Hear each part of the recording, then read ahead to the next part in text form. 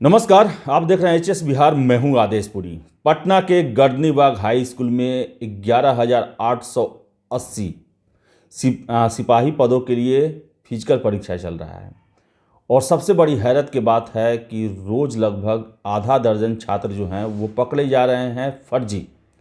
ये वैसे छात्र हैं जिन्होंने पीटी परीक्षा में भाग नहीं लिया था, अपने बदले किसी और को बैठाया था, सॉल्वर गैंग या स्कॉलर की सहायता लिए थे और फिजिकल परीक्षा में चूंकि उन्हें खुद उपस्थित होना अनिवार्य है, ऐसे में वो आ रहे हैं और लगातार पकड़े जा रहे हैं और उन्हें जेल भी भेजा जा रहा है।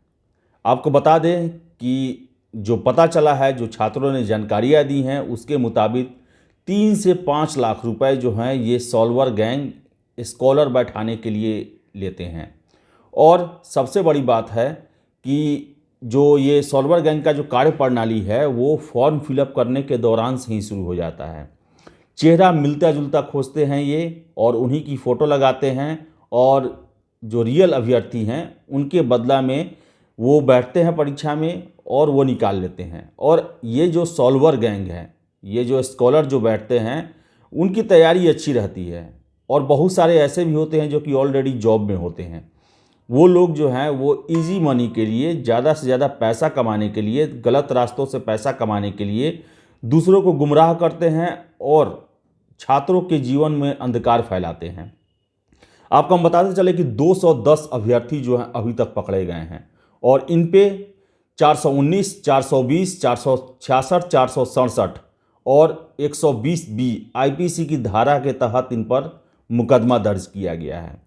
और इनका भविष्य अब समझें, जो अब सरकारी नौकरी करने लायक ये नहीं रहेंगे। तो जितने भी छात्र हैं, अभ्यर्थी हैं, वो हमारी रिक्वेस्ट है कि वो कभी भी इन मुन्ना भाइयों और सेटरों के चक्कर में ना पड़ें, क्योंकि इनसे उनका जीवन जो है वो खराब होते जाएगा। आपको बताते चलें कि पीटी परीक्षा में जो है वो ज़्यादा जांच नहीं चलती है। एडमिट कार्ड के बदौलत ही आपको एग्ज़ाम में बैठने का अधिकार दे दिया जाता है, लेकिन फिजिकल परीक्षा में जो है वो गहन जांच की जा रही है।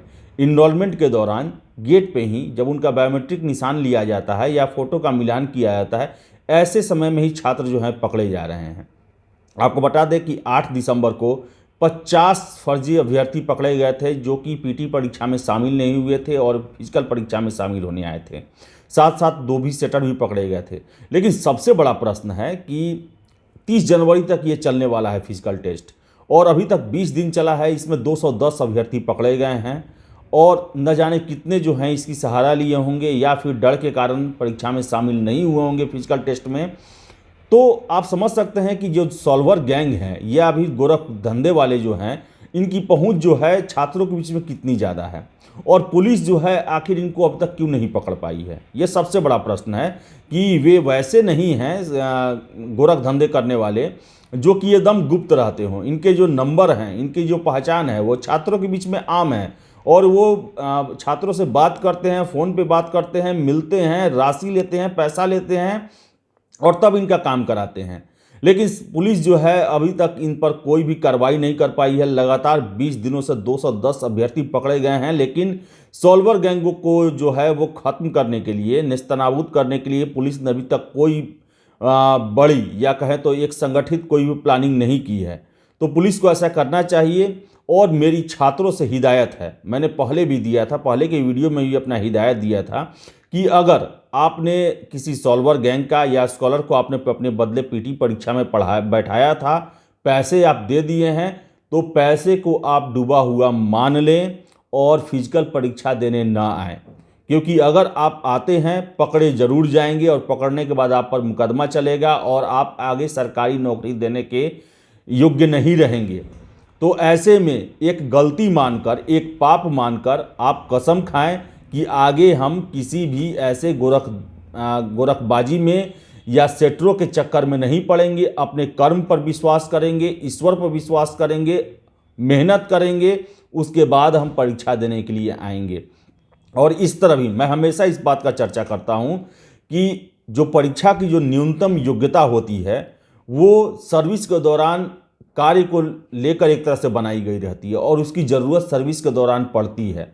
अगर आप 2 नंबर तरीके से पहुंच भी जाएंगे, नौकरी ले भी लेंगे, तो नौकरी को आप अच्छे से नहीं कर पाएंगे।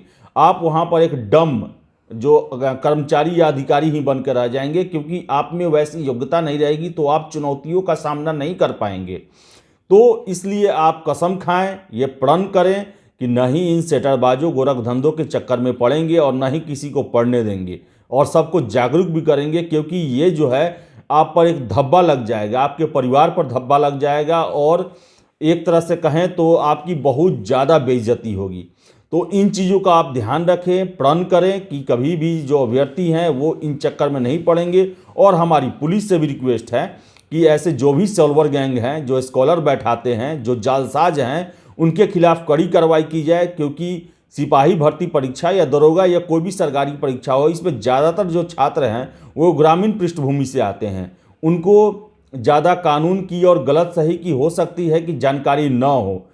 कम उम्र में भी सिपाही भर्ती परीक्षा में अप्लाई किया जाता है, तो वो इन सब चीज़ों से अनजान रहते हैं, उनको बरगलाया जाता है, उनको लालच दिया जाता है, और वो इस लालच में फंस भी जाते हैं।